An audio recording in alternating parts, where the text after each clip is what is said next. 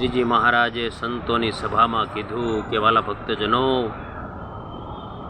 આ સમય અને આ વારે અમે આવ્યા છીએ કરોડો મનવારું લઈને જીવાત્માને ધામમાં લઈ જવા છે.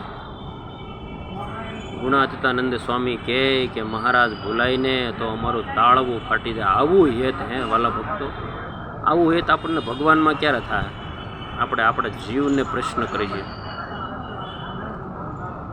આ વસ્તુ સત્ય છે, હકીકત છે કે આપણે આપણા જીવને સવાલ કરવાનો છે કે ભગવાન સ્વામિનારાયણ જે વસ્તુ લઈને આવ્યા હતા, જે કાર્ય માટે આવ્યા હતા, જે વસ્તુ કરવા માટે આ લોકની અંદર આવ્યા હતા ભગવાન સ્વામિનારાયણ, એના દાખલાને ખરેખર આપણે સફળ કરીએ છીએ. 6 મંદિરો બંધાવ્યા ભગવાને, સ્વહસ્તે પોતાની મૂર્તિઓ પધરાવી. હરિકૃષ્ણ મહારાજ, લક્ષ્મીનારાયણ દેવ, રાધારમણ દેવ, મદન મોહનજી મહારાજ, નરનારાયણ દેવ, ભુજમાં નરનારાયણ દેવ, અમદાવાદમાં નરનારાયણ દેવ, ધોલેરા ધામમાં મદન મોહનજી મહારાજ, ગઢપુરમાં ગોપીનાથજી મહારાજ, વડતાલમાં લક્ષ્મીનારાયણ દેવ, હરિકૃષ્ણ મહારાજ, જૂનાગઢમાં રાધારમણ દેવ. વાલા ભક્તજનો, બંને દેશના આચાર્યો કરી આપ્યા. રઘુવીરજી મહારાજ ને અયોધ્યા પ્રસાદજી મહારાજ સ્વહસ્તે પોતે વડતાલની અંદર આચાર્ય મહારાજશ્રીની આરતી ઉતારી. વાલા ભક્તજનો, શું એ પદની ગરિમા હશે, શું એ પદની ગરિમા હશે? માટે સળંગી સંપ્રદાયની અંદર રહી અને ધ્યાનપૂર્વક ભજન ઉપાસના કરી અને આ લોકમાં પણ સુખી થઈ અને પરલોકમાં પણ સુખી થઈએ. વાલા ભક્તજનો, આ સમયને આ વાર રે, બહુ જીવનો કરવા ઉધાર રે.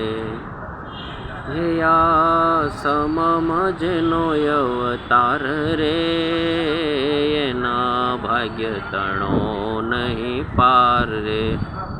મારા ભક્તજનો, શ્રીજી મહારાજ આવ્યા, તેવા દિવ્ય સંકલ્પો કર્યા. આચાર્ય મહારાજની સ્થાપના કરી, મંદિરો બંધાવ્યા, દેવો પધરાવ્યા, સ્વહસ્તે સંતો પાસે શાસ્ત્રોની રચના કરાવી, સંતો પરમહંસો કર્યા, દીક્ષા આપી,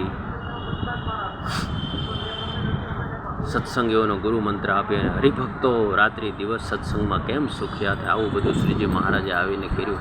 અને હવે આપણે એના દાખલા સામું ન જોઈ. વાલા ભક્તજનો, હવે ભગવાન રાજી થાય. આપણે આપણા આત્માને પૂછવાનું છે, આપણે બીજા કોઈ નથી પૂછવાનું.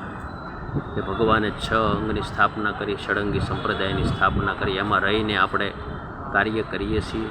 આપણે આપણા હૃદયને પૂછવાનું છે. ભગવાન સ્વામિનારાયણે સારધાર આપેલી જે આજ્ઞા, એમાં આપણે રહીએ છીએ. ભગવાન સ્વામિનારાયણે બાંધેલી મર્યાદાઓ, એમના સિદ્ધાંતમાં આપણે રહીએ છીએ. આ એક એક વસ્તુ આપણે ધ્યાનપૂર્વક સમજવાની અને જોવાની જરૂર છે. વાલા ભક્તજનો, જેટલું જલ્દી વહેલા જાગશું એટલું પરમાત્મા વધુ રાજી થાય. જય જય ધર્મકુળ 1008 આચાર્ય શ્રી અજેન્દ્ર પ્રસાદજી મહારાજનો જય હો, જય હો.